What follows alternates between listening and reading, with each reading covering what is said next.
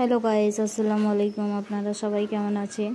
আশা করি খুব ভালো আছেন। আমরাও সবাই ভালো আছি। তো সকালবেলা উঠে পড়ে আজকে মির্জা বলছে টিভিটা চালিয়ে দাও, টিভি দেখবে। তো তারপরে ওকে টিভি চালু করে দিয়েছি। তো তারপরে এদিকে আমি সামায়া বসে বসে পড়ছিল চাপা, সবাই খেয়ে নিয়ে। তারপরে এদিকে ঝাড়ু মারা বাকি ছিল, তো ঝাড়ু মেরে নিচ্ছে আমি আগে। তো এদিকে আমি আগে ভালো করে সব ঘরগুলো ঝাড়ু মেরে নেবো, এদিকে ওইদিকে সব দিকটা করেই। তো ঝাড়ুটা একটু হ্যাট হয়ে গেছে, আর একটু বড় হলে বেশ ভালো হতো। তো এইটাও ঝাড়ু মেরে নিচ্ছি আমি, এই ঘরটা আর ওই ঘরটা, আর বাইরেটাও মেরে নেবো। তো এদিকে মির্জাও বসে আছে, টিভি দেখছে।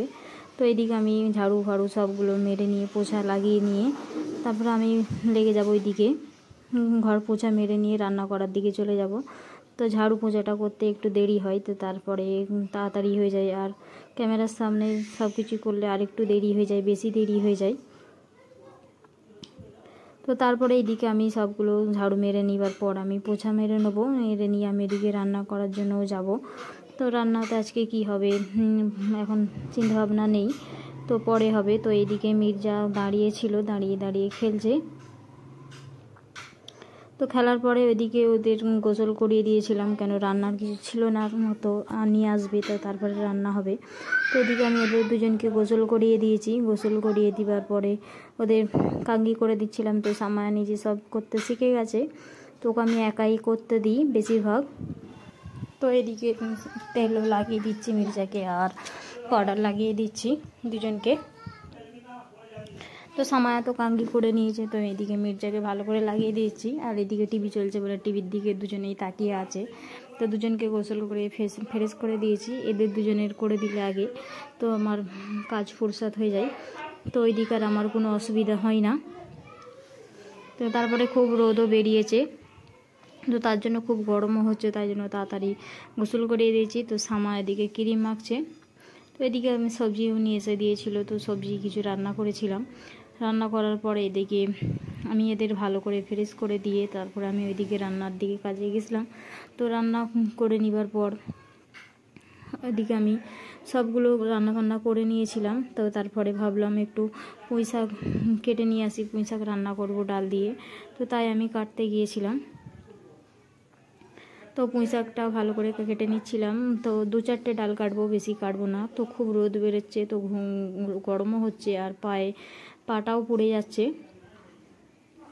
তো খালি পায়ে এসেছি, জুতো পরে আসা হয়নি। তো এইদিকে আমি সবগুলো একটা একটা করে কেটে নেবো, নিয়ে আমি নিচে চলে আসবো। আসার পর ভালো করে গুছিয়ে ধরে কেটে নেবো। তো সামায়া ওইদিকে মোবাইলটা ধরেছিল এখানে। তো মির্জাও এসেছে, 2-3জন মিলে এসে সব করা হয়েছে। তো এটা সামায়ার যেটা বানিয়েছিলাম, তো আমি এটা রোদ্দুরে দিয়ে রেখেছিলাম। তো তারপর আমরা নিচেই চলে এসেছি। তো এদিকে আমি নিয়ে এসে নিচেই নেবেছি। সামায়া এদিকে, মির্জা এদিকে বসে বসে কার্টুন দেখছে শুয়ে। তো তারপর আমি পুঁই শাকটা কেটে নেবার পরে আমি রান্না চাপিয়ে বসে দিয়েছি।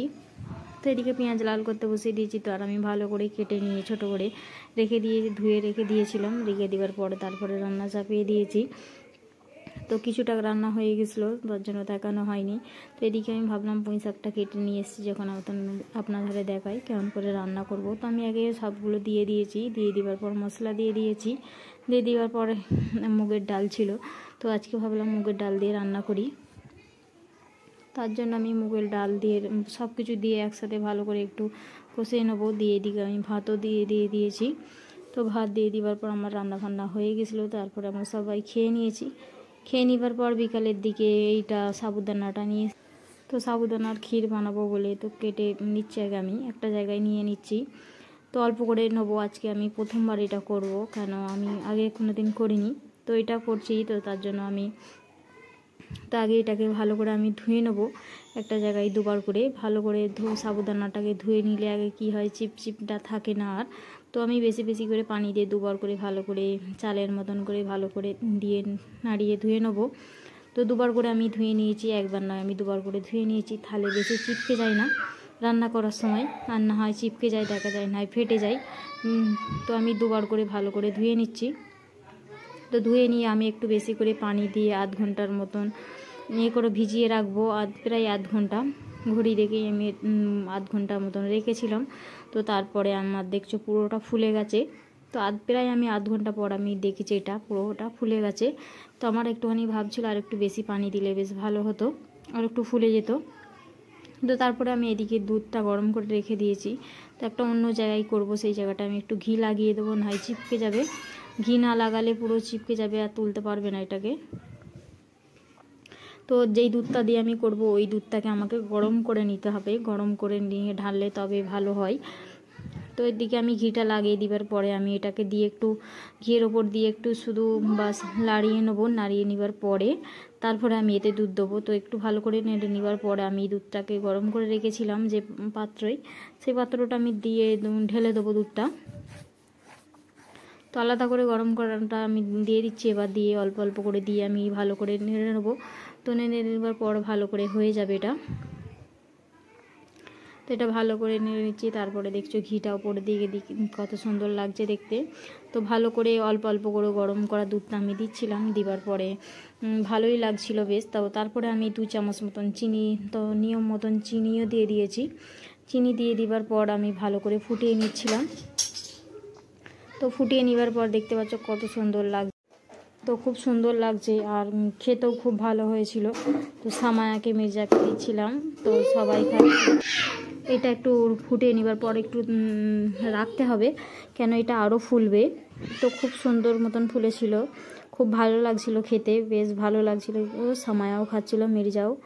তো আমি প্রথমবার করলাম, ভাবছিলাম খারাপ হবে হয়তো, দেখলাম খুব ভালোই হয়েছে। তো এবার যখন করব আরও ভালো করে করব।